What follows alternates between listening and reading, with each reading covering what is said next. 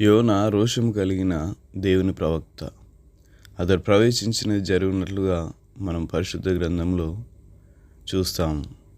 గత్హెపెరు ఊరివాడైన అమిత్తయికి పుట్టిన తన సేవకుడైన యోనాను ప్రవక్త ద్వారా ఇజ్రాయేలీల దేవుడగు యెహోవా సెలవిచ్చిన మాట చొప్పున ఇతడు హమాతునకు పోవు మార్గము మొదలుకొని మైదానపు సముద్రం వరకు ఇజ్రాయేలీల వారి సరిహద్దును మరల స్వాధీనము చేసుకొనెను. 2 రాజుల గ్రంథము 14:25. అటువంటి రోషము కలిగిన ప్రవక్త అయిన యోనా దేవుని చిత్తానికి వ్యతిరేకంగా వ్యవహరించాడు. యెహోవా యోనాను నినెవె వెళ్ళమని చెప్తే యోనా దేవుని మాటను కాదని తర్షీషు పట్టణమునకు పారిపోవాలని ప్రయత్నించాడు. యోనా గ్రంథము 1:3. దేవుడు చెప్పినది ఒకటి, యోనా చేస్తున్నది మరొకటి. స్వార్థను ప్రకటించవలసిన, నశించిపోతున్న వారిని రక్షకుని దగ్గరికి నడిపించవలసిన యోనా దేవుని చిత్తాన్ని ప్రక్కన పెట్టి తన ఇష్టానుసారమైన నిర్ణయం తీసుకొని తర్షీషుకు వెళ్తున్నాడు.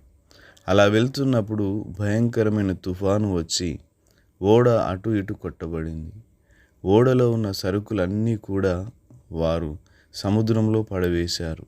అయినా ఓడ అటు ఇటు కొట్టబడింది.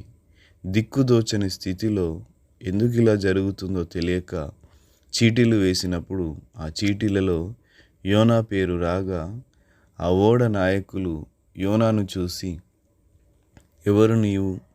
నీ వ్యాపారం ఏమిటి? నీవెక్కడి నుండి వస్తున్నావు అని ప్రశ్నించగా యోనా వారితో ఇలా చెప్తున్నాడు, నేను హెబ్రీయుడను, సముద్రమునకు భూమికి సృష్టికర్తని ఆకాశమందుండు దేవుడైన యెహోవా యందు భయభక్తులు గలవాడనై ఉన్నాను. మరియు తాను యెహోవా సన్నిధిలో నుండి పారిపోచున్నట్లు వారికి తెలియజేశాను. మిత్రమా, ప్రియ దేవుని బిడ్డలారా, ఒక ప్రశ్న. యోనా వలె నీవు కూడా పారిపోయే వానిగా ఉన్నావా? తన సేవకై దేవుడు నిన్ను పిలుచుకున్నాడా? సేవ చేస్తానని మాట ఇచ్చి ఇప్పుడు ఆ మాటను ప్రక్కన పెట్టి ఏదో సాధించాలని దేవునికి దూరముగా పరుగులు తీస్తున్నావా? జాగ్రత్త. ఆనాడు దేవుని చిత్తానికి దూరంగా వెళ్తున్న యోనా చిక్కులో ఇరుక్కుపోయాడు.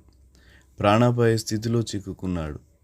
ఈరోజు నీ జీవితంలో సంభవిస్తున్న అననుకూలమైన కార్యాలకు కారణం బహుశా నీవు దేవుని చిత్తానికి దూరంగా వెళ్ళడమేమో. ఈరోజు నీ తప్పు తెలుసుకొని దేవుని దగ్గరకు వచ్చి క్షమాపణ కోరుకుంటావా?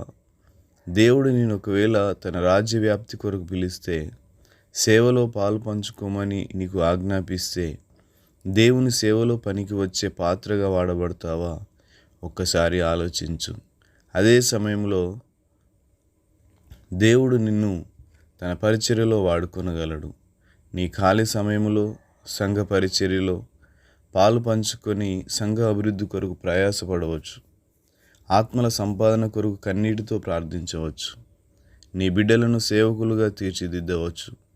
వెంటనే ఆయన దేవుని రాజ్య సువార్తను తెలుపుచు ప్రకటించుచు ప్రతి పట్టణంలోనూ ప్రతి గ్రామంలోనూ సంచారము చేయుచుండగా 12 మంది శిష్యులను, అపవిత్ర ఆత్మలను, వ్యాధులను పోగొట్టబడిన కొందరు స్త్రీలను, అనగా 7 దయ్యములు వదిలిపోయిన మగ్దలేని అనబడిన మరియయు, హేరోదు యొక్క గృహ నిర్వాహకుడగు కూజా భార్యగు యోహన్నాయు, సూసన్నయు ఆయనతో కూడా ఉండిరి.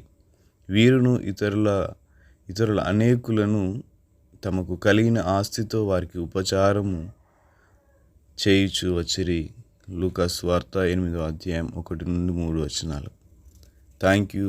God bless you.